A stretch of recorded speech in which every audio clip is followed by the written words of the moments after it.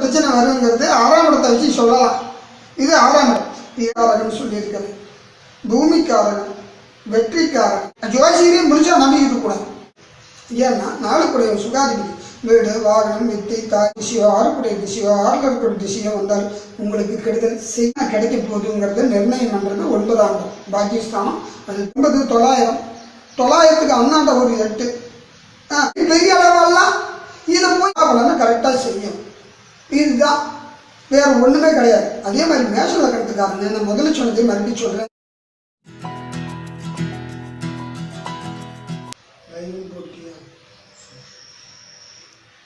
நண்பர்களுக்கு வணக்கம்.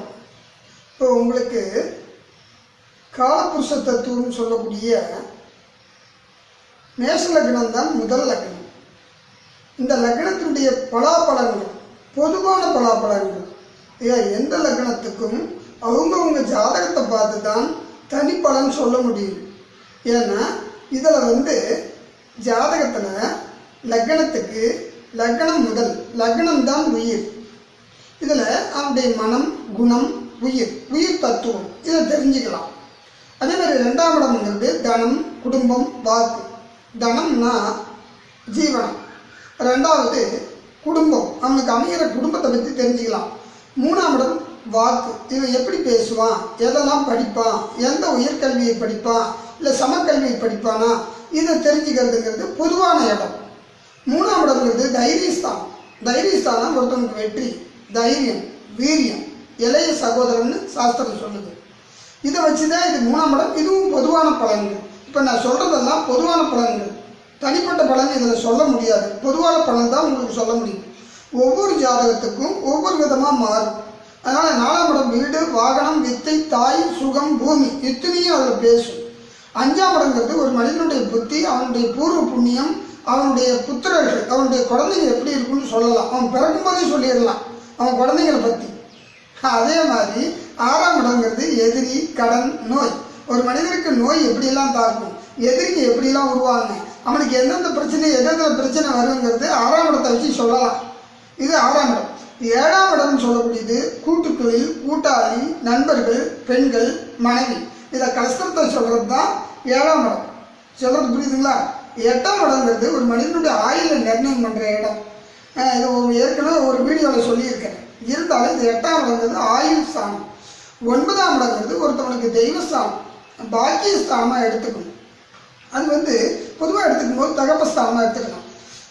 ஒரு 10ஆம் இடங்கிறது கர்மஸ்தானம், அதுவே ஜீவனஸ்தானமாகுது. ஒருத்தவனுக்கு பாவம் பண்ணவனுக்கு தீர்க்காயிலும், புண்ணியம் பண்ணவனுக்கு அற்பாயிலும் கொடுக்கறதுங்கிறது 10ஆம் இடம் கர்மஸ்தானம். கர்மஸ்தானங்கிறது ஒரு மனிதனுடைய கர்மங்களை நீக்கிற ஸ்தானம். 11ஆம் இடங்கிறது லாபஸ்தானம், அது தானஸ்தானம்னு சொல்லலாம், தானஸ்தானம். அதே மாதிரி 12ஆம் இடம் சொல்லக்கூடியது உங்களுக்கு என்ன தெரியுங்களா, விரயஸ்தானம். எது விரயமாகுது, கஷ்டம் விரயமானாலும் அதில் காட்டும், சந்தோஷம் விரயமானாலும் காட்டும், பொன் பொருள் ஆபரணம் இது விரயமானாலும் காட்டும். மோட்சஸ்தானமாக எடுத்துக்கணும். ஒரு மனிதனுக்கு மோட்சத்தை கொடுக்குதா இல்லையா, நீ பிறவில நீ எப்படி வாழ்ந்தாங்கிற முடிவை சொல்கிறது தான் இந்த கடைசி லக்கணங்கிறது 12ஆம் இடம். இப்போ நான் காலபுருஷ தத்துவ பிரகாரம் உங்களுக்கு மேஷ லக்கணத்தை பற்றி பொதுவான பலன் சொல்ல போகிறேன். நீங்கள் தயவுசெய்து ஏங்க இது சொன்னீங்களே எங்களுக்கு நல்லது நடக்குமா அப்படிங்கிற கேள்வி கேட்க வேணாம்.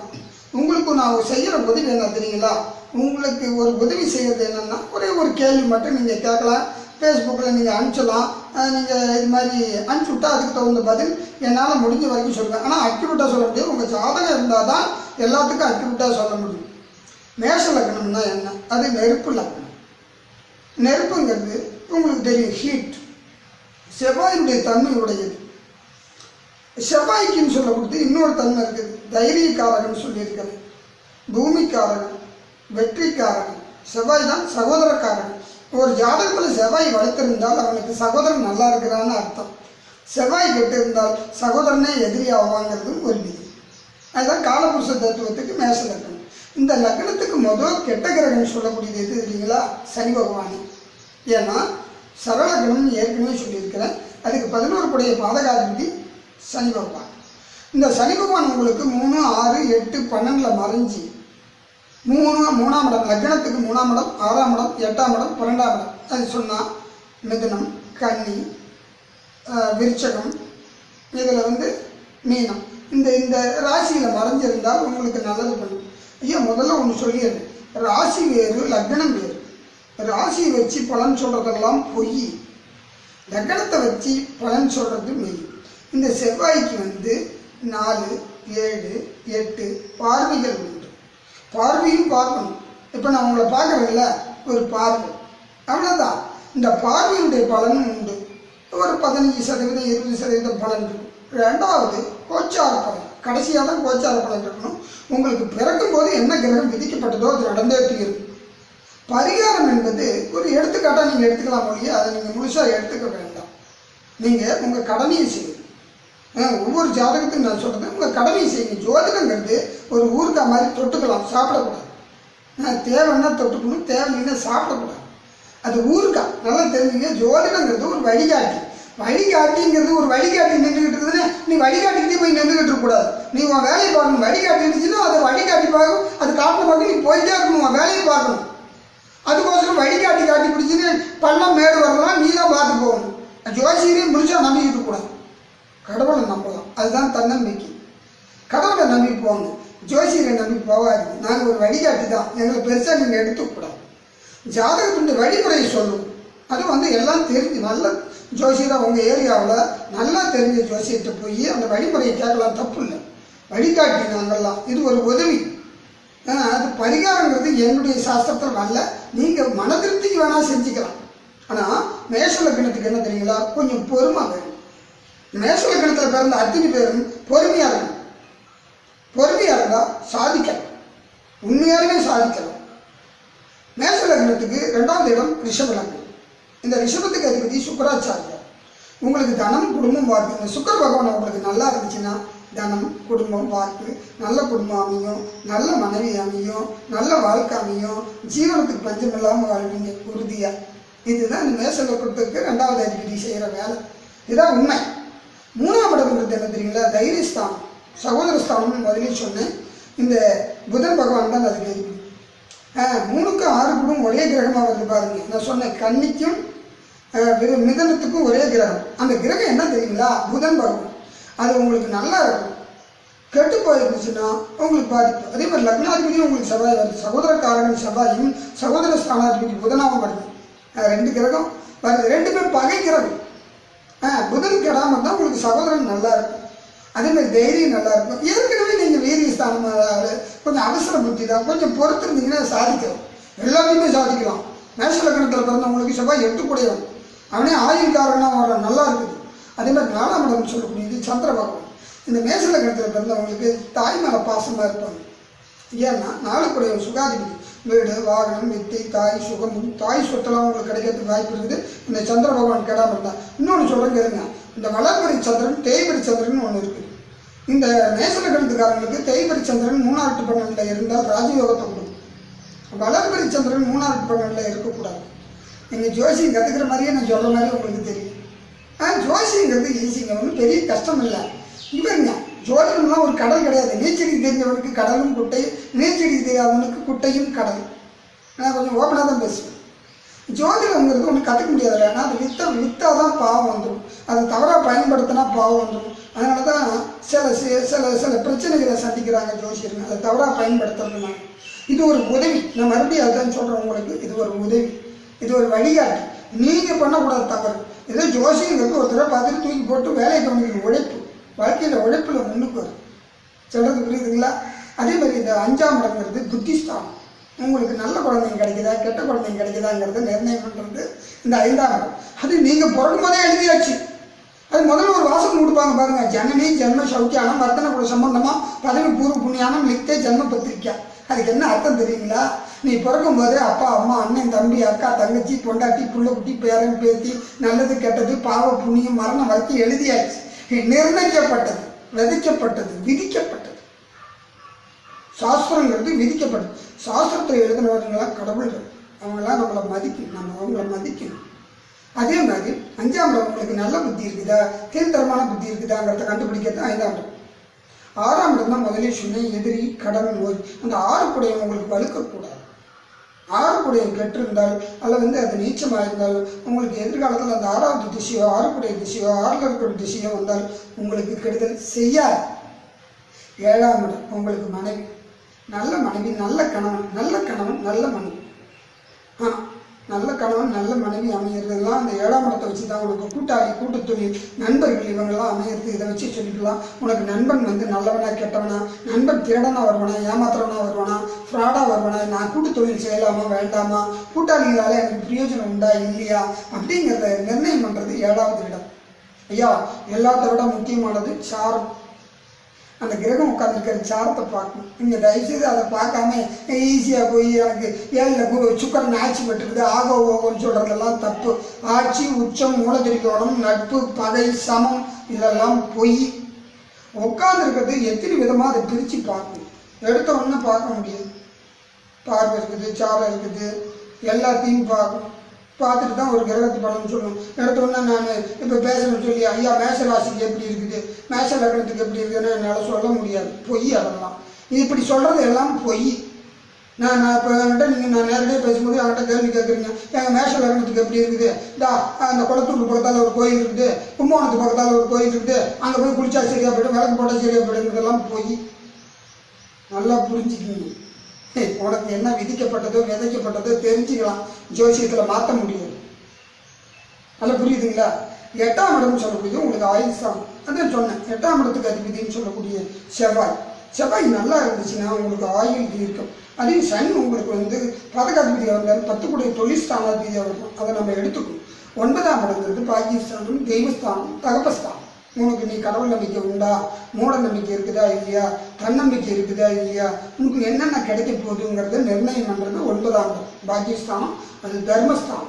நீ செய்த தர்மங்களை நிர்ணயம் பண்ணுறது அதான் 9ஆம் இடம். அதே மாதிரி 10ஆம் இடங்கிறது கர்மஸ்தானம். நம்ம முன் செய்த கர்மவினை, செய்த கர்மவினைகளுடைய பலன்கள் 10ஆம் இடத்துல தெரிஞ்சுக்கலாம். அதுவே ஜீவனஸ்தானம், ஜீவன்ஸ்தானம். ஜீவன்ஸ்தானங்கிறது மேசம் லக்னம். லக்னம் தான் ஜீவன். ஜீவனஸ்தானங்கிறது தான் 10ஆம் இடம். ஜீவன் வேறு, ஜீவனம் வேறு. ஜீவன்கிறது உயிர், ஜீவனம் என்பது சாப்பிடும். இந்த உடலை காப்பாற்றுறதுக்கு வழிவகை தேவை. அதே கர்மஸ்தானமாக எடுத்துக்கிறோம். அது உங்களுக்கு சனி பகவானாக வருது. சனி பகவான் உங்களுக்கு 10 குடைவன் நல்லா இருந்தால் அது உங்களுக்கு யோகத்தை செய்யும். ஆனால் பதகாதிபதியாக இருக்கிறது அது பார்த்து இருந்துக்கணும். அதே மாதிரி 9ஆம் இடம் நான் சொன்னல, அது தெய்வஸ்தானம், குரு பகவான். ஐயா உங்களுக்கு குரு, ஆனால் உடனே உங்களுக்கு ஒரு தலைவிதி தான் தெரியுமா? 9 உங்களுக்கு குரு எங்கேருந்து பார்த்தாலும் நீ வெளியூர், வெளி மாநிலம், வெளிநாடு போகிற யோகத்தை கொடுக்கறது இந்த குரு பகவான் தான் உங்கள் ஜாதகம். அதுவும் இல்லாமல் அது நல்லா இருந்து பார்க்கணும். 5, 7, 9ஆம் பார்வையை அது பார்க்கணும். இந்த சனி பகவான் உங்களுக்கு பாதுகாப்பு சொன்னல 3, 7, 10 பார்வை பார்க்கும். ஆமாம், 3, 7, 10 பார்வை. இந்த பார்வைக்கு ஒவ்வொரு பார்வைக்கும் ஒவ்வொரு விதிவிலக்கு உண்டு. அதுவும் எல்லாத்த விட சாரமே பேசும். அதே மாதிரி உங்களுக்கு 11ஆம் இடம் லாபஸ்தானம். உங்களுக்கு என்னென்ன கிடைக்குது இப்போ இங்கே என்னென்ன கிடைக்குதுன்னு நல்லது மட்டும் நினைச்சிக்காதீங்க. கெட்டதும் கிடைக்கிறது அது கணக்கு வைக்கும். கிடைப்பது உங்களுக்கு முதலே சொல்லிக்கிறேன். யோகம் என்றால் கிடைப்பது. அவயோகமா சுபயோகமானு எந்த சாஸ்திரத்திலையும் எழுதப்படவில்லை. ஜோசியர் தான் கண்டுபிடிக்கணும். எல்லாத்தையுமே ஒரு கிரகத்துக்குன்னு சொல்லக்கூடியது 108 பலன் உண்டு. 9 கிரகத்துக்கு எத்தனை பலன் கண்டுபிடிங்க. இத்தனை பலனும் தெரிஞ்சவங்க தான் ஜோசியம் பார்க்க முடியும். இன்னொரு இது இருக்குது. 100 + 108 9 900. 900க்கு அண்ணாண்ட ஒரு 8. நம்ம கணக்கு பண்ணணும்ல. எத்தனை 71 971 பலன் இதுக்கு மட்டும். அப்புறம் செயற்கை பலன் சொல்லணும். என்னது? இப்போ சூரியன் சந்திரனோட சேர்ந்து, சூரியன் செவ்வாயோட சேர்ந்து, சூரியன் புதனோட சேர்ந்து, சூரியன் குருவோட சேர்ந்து, சூரியன் சுக்கரனோட சேர்ந்து ஒவ்வொரு கிரகத்தையும் சேரும்போது அது பலன் மாறும். அதுக்கடுத்தாலும் சூரியன் சந்திரன் புதன் சேரும்போது ஒரு பலன், சூரியன் புதன் சுக்கிரன் சேரும்போது ஒரு பலன், சூரியன் புதன் குரு சேரும்போது ஒரு பலன். இப்படி பலன் மாறி மாறி வரும். அதில் சார நேரம் பார்க்கணும். எடுத்த ஒன்று ஜோசியத்தை சொல்ல முடியாது. ஜோதிடங்கிறது ரொம்ப அனுபவ ரீதியாக கண்டுபிடிக்கணும். அனுபவம் படணும். எல்லாருமே புஸ்தகத்தை படிக்கலாம். படிக்கிறதுலாம் ஒன்றும் பெரிய மழை கிடையாது.